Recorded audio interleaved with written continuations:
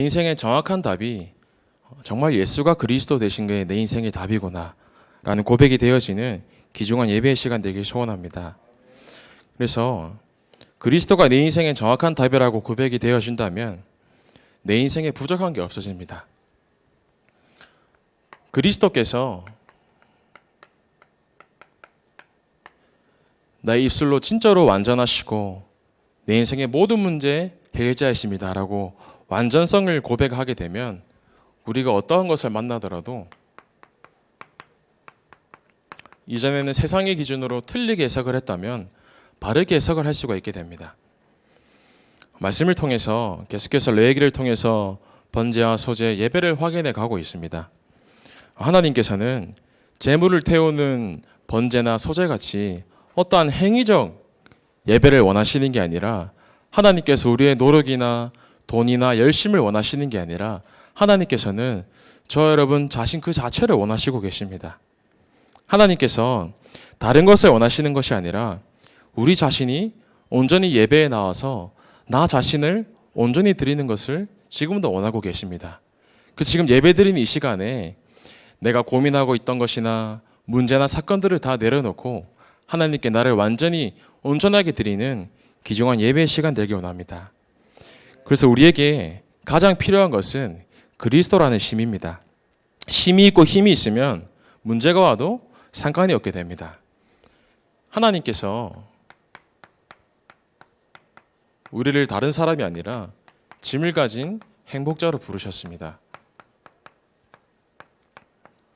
짐을 가지고 있는데 왜 행복하냐 했을 때 수고하고 무거운 짐진 자들아 다 내게로 오라 내가 너희를 쉬게 하리라. 우리는 짐을 가지고 있는데 행복자입니다. 왜 그런가 했을 때 우리는 이미 정확한 답을 가지고 시작하고 있기 때문입니다. 세상 사람들과는 다른 시작인 것입니다. 정확한 답을 가지고 시작하고 있기 때문에 짐을 가지고 있는 것처럼 보이지만 그 짐이 나에게 참된 행복으로 고백이 되어지는 겁니다. 주님께서 말씀하셨습니다. 내게로 오면 내 짐은 쉽고 가벼우니라. 내가 내 짐을 맨다면 너무나 무겁고 힘들고 염려될 수밖에 없는데 예수 그리스도께서 내게로 오면 그 짐은 쉽다고 분명히 말씀하고 계십니다. 사람은 예수 그리스도께 나아갈 때야 비로소 잠든 쉼을 얻습니다. 그런데 이 원래 인간의 모습을 하나님과 함께 할 때 비로소 행복한 이 원래의 모습을 세상 사람들은 완전히 사단에게 속아서 종노릇하며 살아가고 있는 겁니다. 완전히 내가 누군지도 모르고 세상 사람들이 운명과 갈대아와 애굽 속에서 내가 누군지도 모르고 아버지가 누군지도 모르면서 원래의 모습을 잃고 세상 사람들은 살아가고 있습니다. 저희 할머니도 그 심장 수술을 한번 하시고 난 다음에 그 선망 증상이 오셔서 이제 쉽게 말하면 치매가 오셨단 말이에요. 근데 치매를 걸리면 치매가 걸렸던 그 당사자는 본인의 상태를 잘 모릅니다. 치매 걸린 사람은 본인이 힘들어하는 게 아니라 그 치매 걸린 사람이 옆 사람이 보면 너무나 힘들어합니다. 왜 그런가 했을 때 그 사람의 원래 모습을 알기 때문에 이 사람이 이렇게 힘들구나라고 옆 사람이 힘들어하곤 합니다. 할머니께서 치매 때문에 고생을 하시는데 주변에 어머니나 사람들은 너무나 고통스러워하는데 정작 본인께서는 그 문제에 대해서 잘 모르시더라고요. 왜 자식들을 안타깝냐 했을 때 그 원래 모습을 알기 때문에 원래 모습을 잃어버린 그 사람을 보고 마음을 안타까워하는 겁니다. 우리가 세상을 바라볼 때 나 중심 속에서 완전히 돈의 노예가 돼가지고 물질 중심, 성공 중심 속에 살아가는 사람들을 보고 안타까워하는데 그 사람들 우리 보고 비난을 합니다. 나는 내 열심대로 노력대로 살아가고 있는데 무슨 그리스도냐. 교회를 다닌 것을 보고 조롱하기도 하고 비난을 하기도 하는데 왜 그런가 했을 때 무엇이 진짜 답인지 내 원래의 모습과 내 형상이 원래 어떤 것이었는지 완전히 잊고 살기 때문에 사람들은 손가락질하고 욕을 하고 비난을 하는 것입니다. 그러면서 이 문제가 해결되지 않기 때문에 내 모습을 철저하게 숨기면서 사람들은 포장하며 살아가고 있습니다. 종교로 내 모습을 찾기도 하고요. 사람들은 껍데기만 보는데 사실은 그 속은 완전히 병들어 있습니다. 율법으로 통해서 교회에서 왔는데도 불구하고 종교 생활하면서 정죄하고 판단하고 비난하고 말은 복음인데 실제로 복음으로 살리는 것이 아니라 계속해서 뭔가 율법 가지고 정죄하고 저 사람 왜 그럴까 비난을 하고 조롱을 하기도 합니다. 일반 사람들은 저분이 참 믿음이 좋다, 훌륭하다의 척도를 기존교회 신자들은 눈에 보이는 것으로 판단을 많이 하기도 합니다. 성경책을 들고 다녀야지만 거룩한 걸로 보이고요. 뭔가 검소하게 옷을 입어야지만 거룩한 걸로 보이고, 뭔가 성경책이 낡아 보여야지만 뭔가 신앙생활 잘하는 것 같고요. 왜 그런가 했을 때 무엇이 진짜 기준인지를 모르고 있기 때문에 교회 다니는 신자들마저도 눈에 보이는 것으로 판단하고 생각을 합니다. 실제로 2015년도에 기독교 학교인 숭실대학교 있잖아요. 숭실대학교에서 학회가 열립니다. 커다란 학회가 열리는데 그 학회의 주제가 뭐냐 했을 때 목사가 에쿠스를 타도 되냐 안 되냐 라는 제목을 가지고 실제로 학회가 열렸어요. 그냥 작은 학회가 아니라 학교에서 연례 행사 중에 제일 크게 열리는 학회의 주제로 이 제목이 선정이 돼서 학회가 열렸습니다. 현장이 죽어가는데 거기에는 관심이 없고 뭔가 눈에 보이는 것으로 율법적인 것으로 정죄하고 판단하는 거예요. 그래서 이렇게 결론이 어떻게 났냐 했을 때 거기에는 많은 신학자들도 계셨고 또 많은 교수들도 계셨고요. 근데 결론이 어떻게 났냐? 믿음이 약한 성도는 시험에 들기 때문에 성경에 작은 나귀를 타셨던 예수님과는 전혀 다른 모습이지 않냐. 그래서 결론이 타면 안 된다라고 실제로 결론이 났습니다. 저는 참 질문하고 싶더라고요. 그러면 무엇을 타야 되냐? 안 좋은 경차 모닝을 타야 되냐? 만약에 복음을 전한다고 했을 때는 제트기를 탈 수도 있는 거고요. 만약에 진짜 복음을 전해야 된다면 우리가 뛰어갈 필요도 있고요. 배를 탈 필요도 있고요. 사람들이 본질의 것은 놓치고 무언가 다른 기준으로 종교적인 판단으로 율법적인 잣대로 사람들을 판단한 겁니다. 왜 그런가 했을 때 무엇이 중요한지 어떤 게 포장되는지는 모르기 때문에 겉에 있는 것만으로 생각하기 때문입니다. 그러면서 사람들이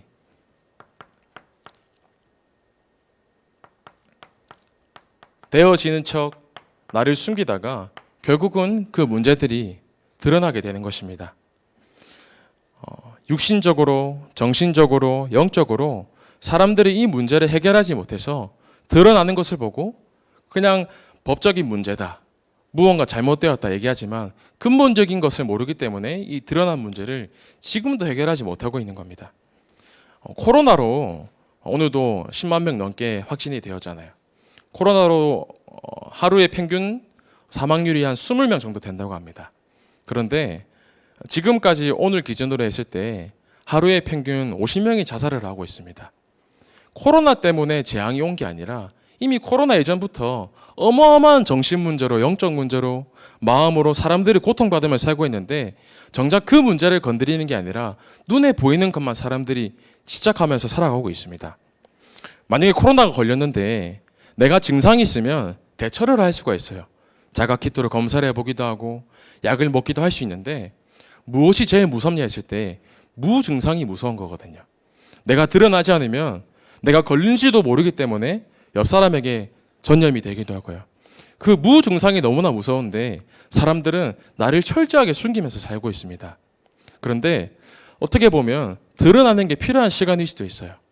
내 안 되는 모습, 내 영적인 문제, 무언가 말하지 못하는 내 문제가 왜 드러나야 되나 했을 때 공사를 지으면 높은 빌딩을 쌓잖아요. 그러면 수십 미터, 수백 미터를 땅을 팝니다. 그 땅을 파다 보면 커다란 돌이 나오기도 하고요. 오염수가 나오기도 하고요. 쓰레기가 나오기도 하고요. 무언가 계속해서 나오는데 한 번은 그거를 걸러내야 되거든요. 내가 진짜 성장을 하기 위해서 말씀 속에서 바르게 응답하기 위해서는 내 안 되는 모습마저도 드러날 필요가 있는 겁니다.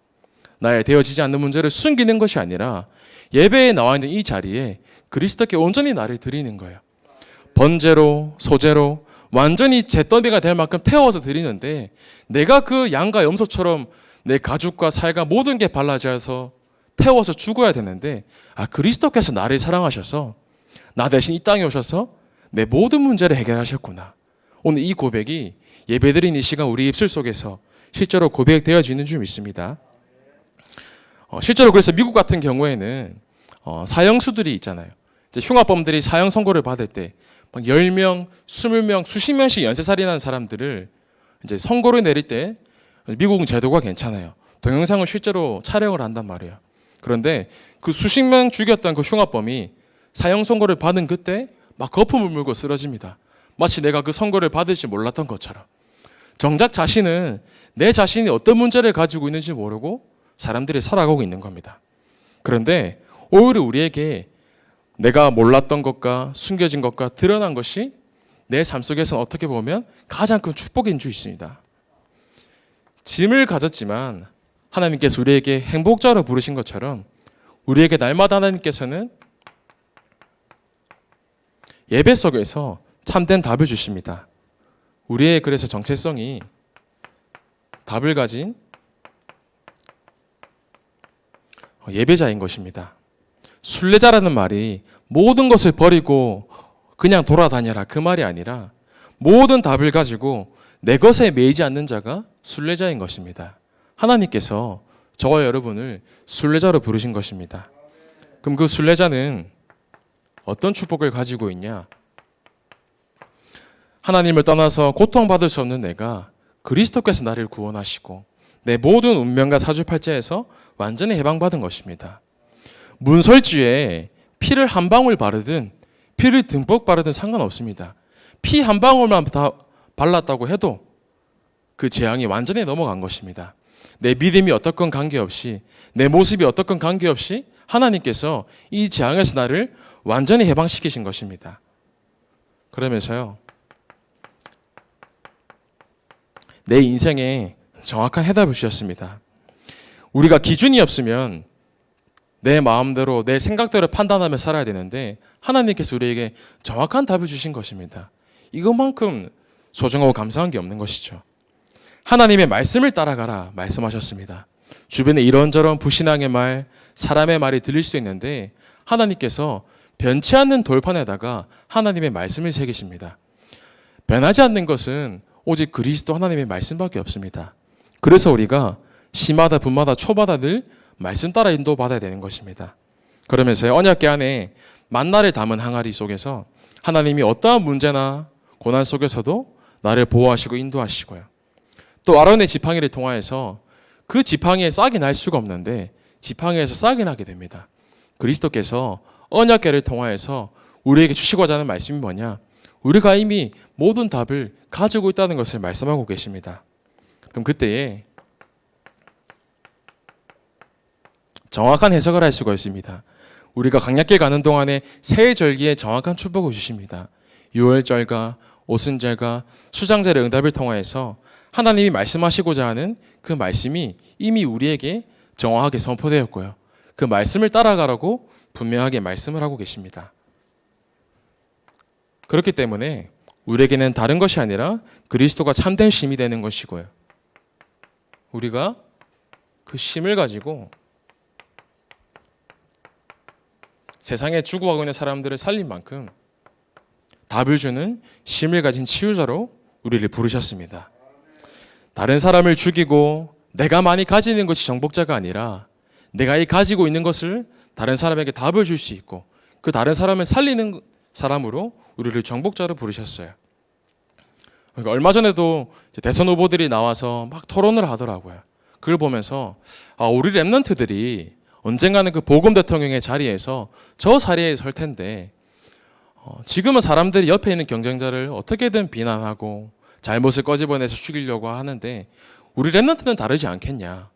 진짜로 복음을 가진 대통령으로 서서 옆 사람을 죽여서 올라가는 게 아니라 이 사람을 살리고 불신자들이 봤을 때도 저 사람은 참 다르다 라고 고백할 만큼 하나님께서 우리에게 복음 대통령이라는 정확한 비전과 방향을 우리에게 주셨습니다. 그래서 우리가 지금 가는 길이 혹 광야일 수가 있습니다. 그런데 그 광야에서 하나님께서는 성막과 회막과 장막을 지으라 하십니다. 왜 그런가 했을 때 광야에는 아무것도 없잖아요. 내 힘으로는 절대 할 수 없으나 내 힘으로 할 수 없기 때문에 하나님께서 우리와 함께 하시고요. 내 힘으로 할 수 없기 때문에 그리스도께서 나를 인도하고 계시는 것입니다. 그래서 우리가 내 힘으로 할 수 없기 때문에 그리스도의 은혜로 할 수 있고요. 내 힘으로 할 수 없는 것을 고백할 때 하나님께서 광야에서도 우리를 말씀으로 인도하시는 줄 믿습니다. 그러면서요, 우리에게 예배 속의 축복을 통하여서 하나님께 번제와 소제를 통해서 향기를 드리고요, 감사를 드리면서 믿음을 고백하는 게 우리에게 가장 귀중한 축복인 줄 믿습니다. 그러면서 우리는 힘으로는 할 수 없으나 언약궤를 메고 요단을 건너고 여리고를 무너뜨리고 하나님이 나와 함께 하셨기 때문에 홍해도 건너고요, 우리가 도랑을 건너서 무슨 간증을 할 수 있을까요? 내 인생에 진짜 그리스도가 답이 되심을 말하는 증인으로 우리를 부르신 줄 믿습니다. 그래서 오늘 이 시간 완전하신 그리스도로 나의 모든 인생에 답을 내리는 예배가 되길 소원합니다. 그러면요, 그리스도가 내게 완전하기 때문에 그리스도로 충분하다고 고백이 우리에게 실제로 되어지는 겁니다. 그리스도로 충분하기 때문에 사건과 문제나 어떠한 상황이 와도 바르게 이해할 수 있고 다시 이해할 수 있는 겁니다. 세상 사람들이 어떤 상태로 살고 있는지에 따라서 우리의 시선이 그렇게 해석이 될 수 있는 거죠. 사람들은 숨을 쉬고 살아가고 있지만 완전히 세상 임금 마귀의 종로를 타면서 죽은 상태로 살아가고 있습니다. 에베소서 2장 1절 말씀에 허물과 죄로 죽었던 너희를, 세상 사람들이 허물과 죄 속에서 살아있는 게 아니라 죽은 상태로 지금 살아가고 있는 겁니다. 왜 그런가 했을 때 결국은 하나님을 떠나있기 때문이에요.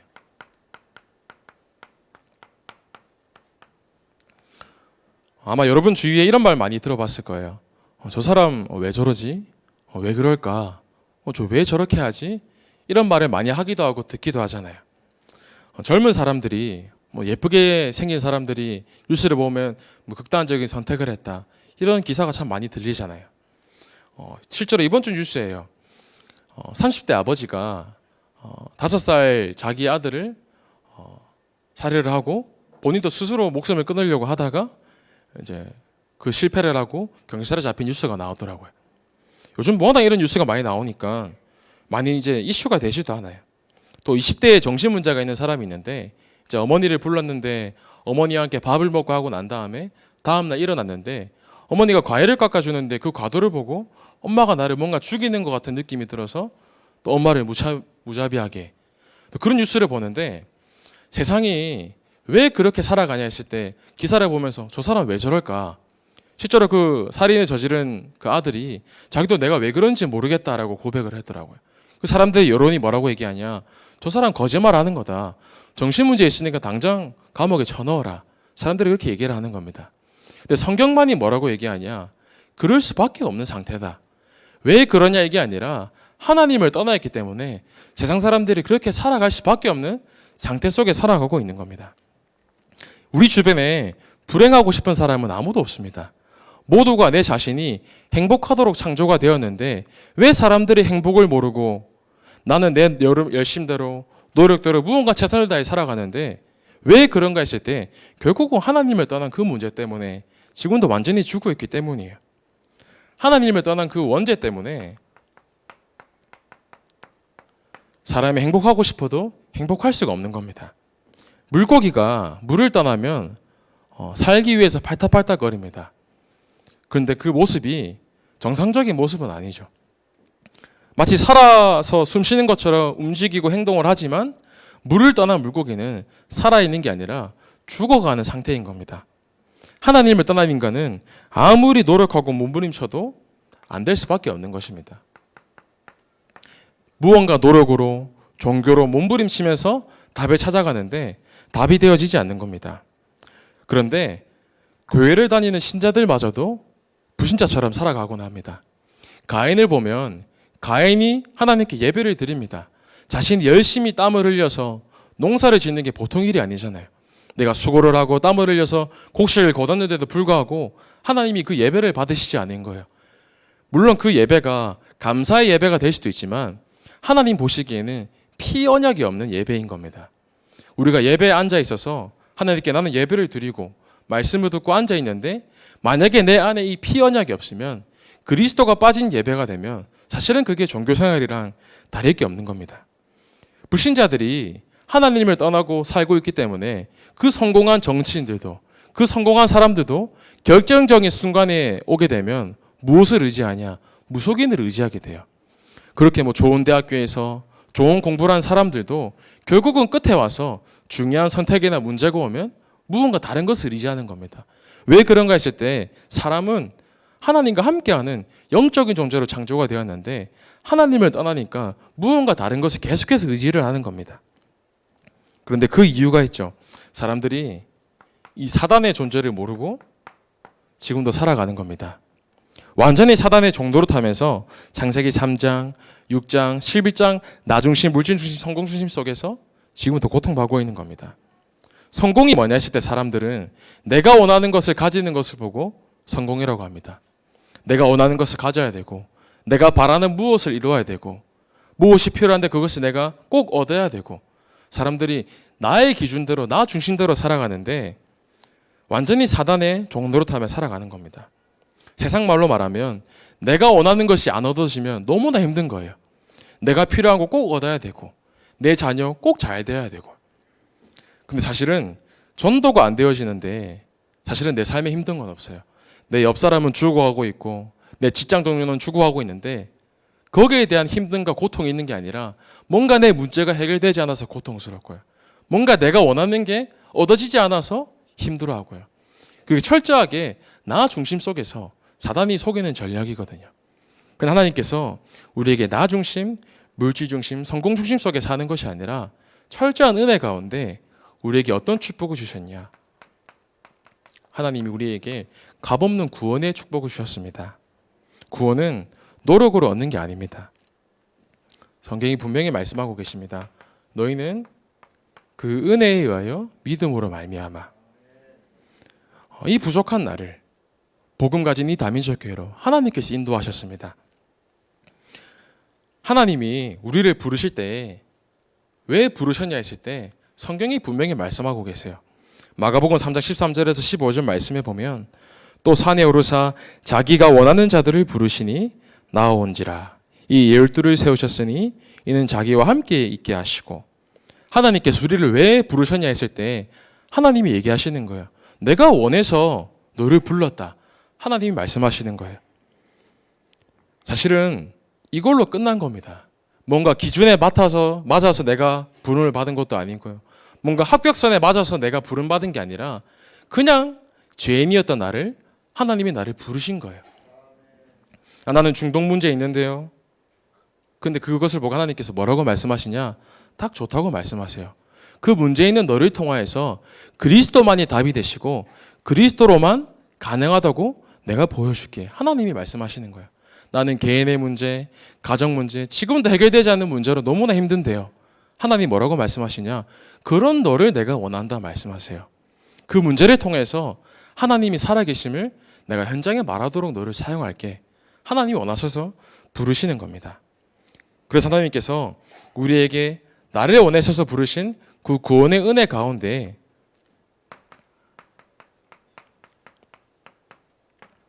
죄와 사망의 법에서 완전히 해방시키셨다고 분명히 말씀하고 계세요. 아무리 죄를 짓고 살인을 저지른 재수가 있더라도 대통령이 특별 사면을 준다면 그 사람은 죄가 사라지는 거잖아요. 우리가 알무니 죄를 짓고 내가 아무리 하나님을 만날 수 없는 존재였음에도 불구하고 하나님의 철저한 은혜 가운데 나를 이 죄와 사망의 법에서 완전히 해방시키신 것입니다. 그래서 우리가 날마다 어디에 감사해야 되냐? 나에게 하나님 자녀의 신분 주신 것에 늘 감사해야 되는 것입니다. 그래서 우리는 시달려도 관계없습니다. 시달리라는 말이 아니라 예를 들어서 치과 의사가 있는데 치과 의사가 아무리 시달려도 그 사람이 치과 의사인 것은 변하지가 않습니다. 간호사가 백신을 놔주는데 이 사람이 아무리 시달려도 백신을 놔주는 것과는 아무 관계가 없어요. 내가 아무리 시달려도 내 신분이 하나님 자녀인 것은 변치가 않는 겁니다. 만약에 경찰이 도둑이 앞에 있는데 내가 힘이 없으니까 오늘은 그냥 지나가세요. 이거는 말이 안 되는 거잖아요. 경찰은 도둑을 잡을 수 있는 힘과 권세가 있는 거예요. 마찬가지로 내가 문제가 해결되지 않더라도 내가 혹 어딘가 시달려도 관계없어요. 왜냐? 내 신분은 변치 않는 하나님의 자녀입니다. 그래서 내가 가지고 있는 신분과 권세를 날마다 누리는 것입니다. 어떻게 누리냐? 예수 그리스도가 모든 답이라고 고백하는 것이 우리의 삶에 실제로 누려져야 되는 겁니다. 결국 우리는 근본의 문제인 하나님을 떠난 그 영을 치유하는 것이 우리의 삶의 목적이 되어야 됩니다. 우리가 이미 답을 얻었기 때문에 예수 그리스도가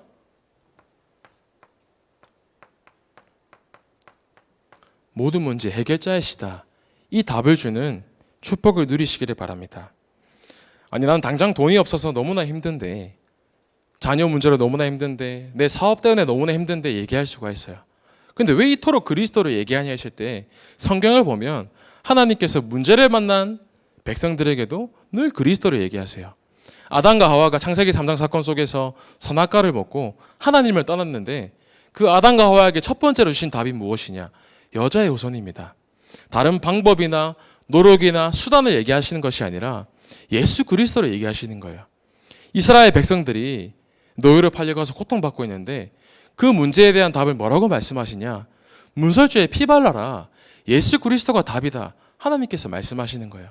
내 인생에 문제가 해결되든 안 되든, 내 인생에 변화가 있든 없든 증거가 있든 없든 관계없이 내 인생에 그리스도로 모든 답을 내린다. 그리스도가 내 인생의 진짜 답이고 나는 그리스도로 행복하고 그리스도가 나에게 충분하다. 이 고백이 되어지면 하나님께서 그 사람을 통해서 많은 응답들을 허락하시는 겁니다. 그런데 실제로 우리가 말씀을 듣고 예배 속에 있지만 그리스도가 사실은 지식으로만 믿을 수가 있어요. 예수님의 제자들도 예수님을 따라다니는데 여러 기적들을 보기도 하고 예수님께서 하시는 것을 모두 눈에 직접 봤지만 예수님께서 물어보시는 거예요. 너희는 나를 누구라 하느냐? 근데 그 함께 동행했던 제자들마저도 예수님이 나에게 참된 주인이 되지 않기 때문에 제대로 알지 못하고 누리지 못하는 겁니다. 세례 요한입니다.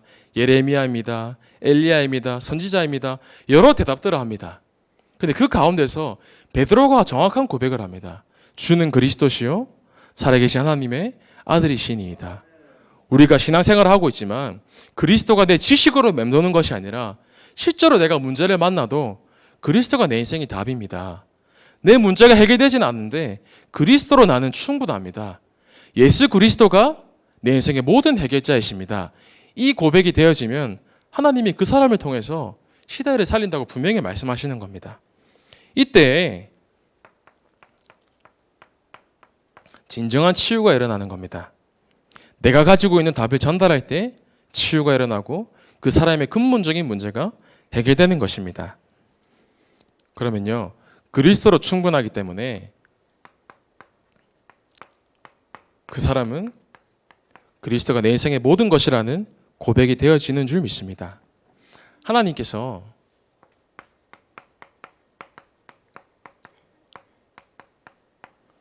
그 누구도 하지 못하는 그리스도께서 나와 함께 하셨기 때문에 가능했다고 고백되어지는 재창조에 대한 축복을 우리에게 주십니다. 그러면요, 이 속에서 그리스도가 모든 것이지만 나에게 그리스도가 답이기 때문에 어떠한 문제가 와도 올 것이 왔구나. 문제가 오더라도 내가 답을 가지고 있으니까 그 답을 이길 수가 있는 거예요.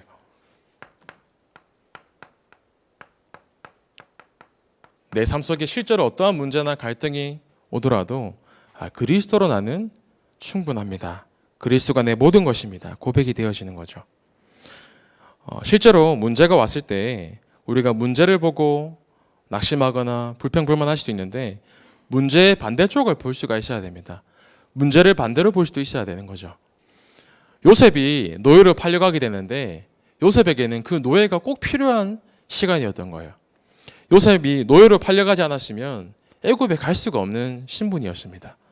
만약에 요셉이 누명을 씌워지지 않고 어떻게 왕을 만날 수가 있었을까요? 요셉은 감옥에 가야 하지만 왕을 만날 수가 있던 겁니다. 우리의 삶을 봤을 때 왜 나에게 이런 문제가 왔을까 할 수가 있습니다. 그런데 그 문제나 갈등이 하나님 보시기에는 절대적으로 당연하고 필요한 시간인 것입니다. 또한 블레셋을 통해서 여러 고통을 받고 있는 이스라엘 백성들이 블레셋 때문에 힘들다라고 얘기를 하는데 사무엘과 다윗은 달랐습니다. 블레셋 때문이 아니라 나 때문이다. 우리가 모여서 미스바와 모여서 하나님께 기도드리자. 무엇을 탓하고 무엇을 비난하고 불평불만하는 게 아니라 그 내면 속의 반대쪽에 진짜 무엇이 답인지를 확인하고 찾는 것입니다. 그러면요, 내 삶에 위기가 오더라도 그 위기를 넘어설 수 있고요, 그 위기가 오더라도 그 위기가 나에게 기회가 되는 것입니다.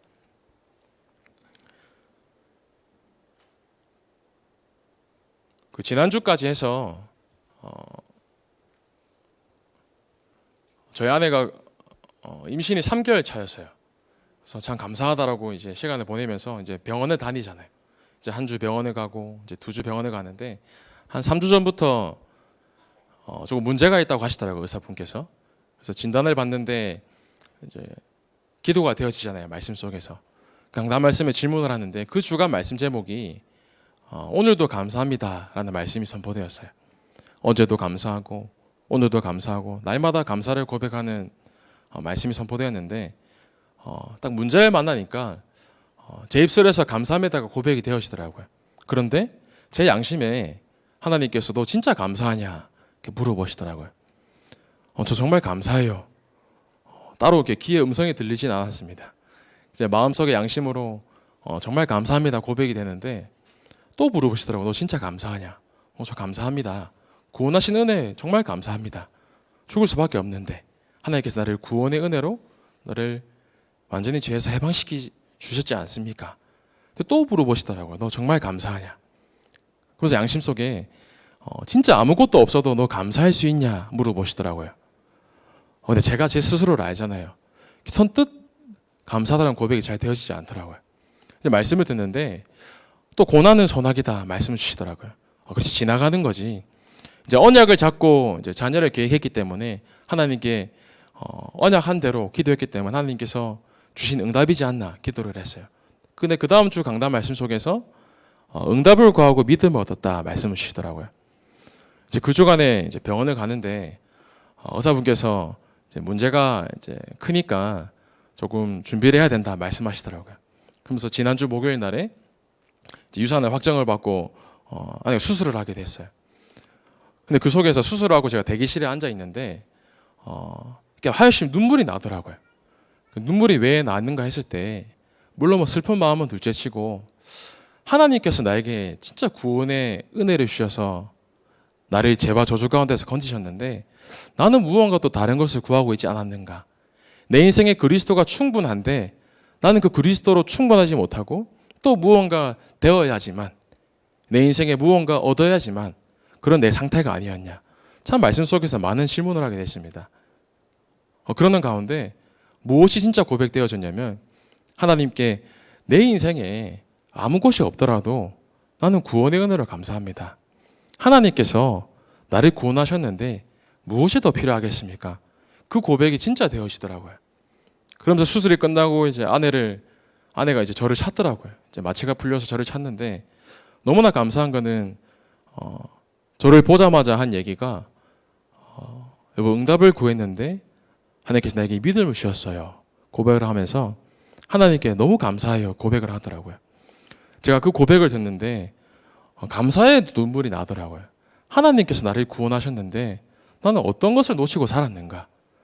우리가 신앙생활을 하고 예배를 드리고 말씀 속에서 정확한 복음을 깨닫고 살아가는데 우리의 인생에 문제가 오면 또 넘어지기도 하잖아요.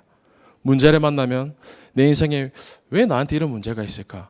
물론 그 문제가 다른 사람 살리라고 주시는 문제가 맞는데 근데 우리가 실제로 문제를 만났을 때 우리의 입술 속에서 내가 진짜 참된 쉼을 얻고 있으면 나에게 진짜 참된 고백이 되어줄 줄 믿습니다.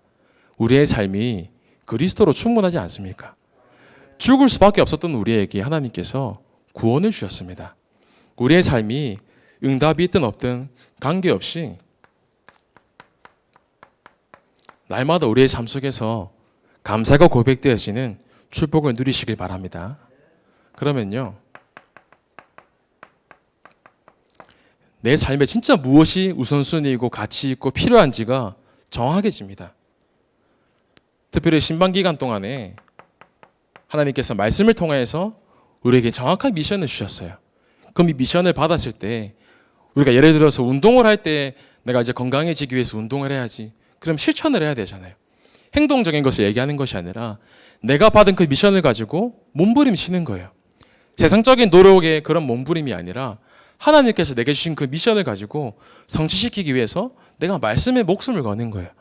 내가 그 미션을 붙잡고 기도에 매달리면서 미션을 가지고 도전을 하는 겁니다. 하나님께서 그냥 허무맹랑한 미션을 주신 것이 아니에요. 아브라함에게 아들을 주겠다 약속을 하셨는데 그 응답이 미션을 언약을 주시고 바로 성취된 게 아니라 사실은 26년이라는 시간이 지나고 난 다음에 이삭을 얻게 됩니다. 당장 내 눈앞에 응답이 없는 것처럼 보일 수도 있지만 그 모든 것이 응답과 언약을 성취하시는 걸음과 과정인 것입니다. 그래서 우리가 말씀을 붙잡고 확실하게 도전하는 거예요. 그러면서 응답받는 것은 참 간단합니다. 어떻게 응답을 받을 수 있냐? 하나님이 원하시는 흐름 속에 있으면 돼요. 그럼 하나님이 원하시는 게 무엇이냐? 교회의 방향이 하나님이 원하시는 제목입니다. 이제부터 훈련국이 진행되는데 우리의 모든 가치와 중심을 나를 예배의 자리로, 훈련의 자리로 나를 세우는 거예요. 훈련되고 내가 말씀 속에 흔들리지 않는 자가 된다면 하나님이 이 모든 응답을 이 한 사람을 통해서 성취해 나가시는 겁니다. 그러면 절대 하지 않고는 알 수 없는, 절대적으로 해야 되는 것이 붙잡아지게 됩니다. 말로만 하는 것이 아니라 지역의 600지교를 통하여서 옆집에 불이 나면 구경하는 게 아니라 불을 꺼야 되잖아요. 그 불이 꺼지지 않으면 우리 집에도 불이 옮겨 붙는단 말이에요. 지역마다 경기나무 지역의 재앙을 경찰이 맡고 소방사가 맡는 게 아니라 내가 있는 그 현장에서, 내가 있는 가정에서, 내가 있는 직장에서, 내가 있는 학교 현장에서 내가 말씀 운동을 하고 있으면 하나님께서 정확하게 경기나무 지역의 재앙을 맡고 우리에게 이런 귀중한 응답을 주실 수 있습니다. 그러면서 우리가 절대적으로 해야 되는 게 영원한 것을 남기는 것이 우리의 절대적인 목표와 가치인 줄 믿습니다. 그래서 이게 지난주에 이제 수술하고 난 다음에 아내랑 포럼을 하면서 진짜 너무나 감사한데 어떻게 감사를 하나님께 드릴 수 있을까 기도를 하면서 이제 아이를 낳고 하면 뭐 병원비도 들어가고 여러 가지가 들어가잖아요. 그래서 이제 나름 뭐 얼마 되진 않지만 조금 준비한 게 있었어요. 그런데 뭐 아이를 낳은 거지 않냐, 그 들어가는 비용들과 함께 작정한 금액에서 모자라는 금액을 좀 은행의 도움을 받아서 하나님께 진짜 감사를 고백하자. 그래서 하나님께 감사하는 마음을 담아서 일단 작정한 헌당은 감사하게도 하나님께 드리게 되었어요. 이번 계기를 통해서 하나님이 진짜 우리에게 원하시는 게 무엇일까? 하나님은 무언가 눈에 보이는 것 그게 아니라 진짜 구대를 살리는 우리에게 언약을 주셨습니다. 그냥 복음 대통령이 아니라 진짜 치유와 교육, 전도의 언약 속에서 우리 렘터들을 세상을 살리는 복음 대통령으로 키우는 거예요. 우리가 진짜 영원한 것을 남기는 헌당 속에 도전하면서 하나님께서는 나의 일부를 원하시는 게 아닙니다. 무언가 돈을 원하시는 것도 아니고 무언가 노력을 원하시는 게 아니라 일부가 아닌 우리의 전부를 원하시는 것입니다. 전부라는 것은 하나님이 우리의 중심을 원하시는 거잖아요. 하나님께 우리의 중심을 온전히 드리는 겁니다. 그러면 우리를 통하여서, 그 후대들을 통하여서 237과 5천 종족을 넘어서서 시대와 민족을 살린다고 분명히 약속을 하셨습니다. 그래서 우리가 오늘 이 시간 그리스도로 참된 쉼을 얻는 가운데 그리스도가 내 인생의 정확한 해답이시고 그리스도로 나는 완전하고 충분하고 모든 것임을 고백하는 귀중한 축복 누리시는 저 여러분 되기를 소원합니다. 살아계신 하나님 감사를 드립니다. 하나님께서 우리에게 정확한 그리스도라는 축복 주시고 쉼을 주심에 감사를 드립니다. 이 정확한 답을 가지고 세상에 죽어가는 자들을 살리는 귀중한 축복 누릴 수 있도록 성령께서 역사하여 주옵소서. 살아계신 예수 그리스도 이름으로 기도하옵나이다.